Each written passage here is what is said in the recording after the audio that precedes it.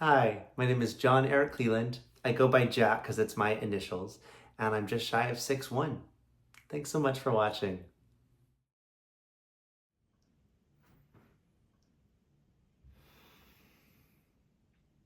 She's killing me.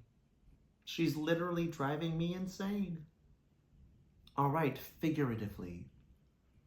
No, literally. We were doing fine. I mean, fine-ish. Then along comes this swarthy, talentless, poop-headed pirate, and suddenly it's like I'm drowning or something. No, like I'm literally drowning. Nina is my life. My whole life. I've loved her since I know what love is because of her.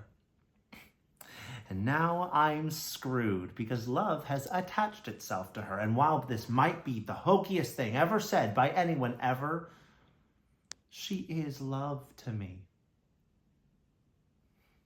I can't believe this is actually happening. I can't sleep. I can't eat.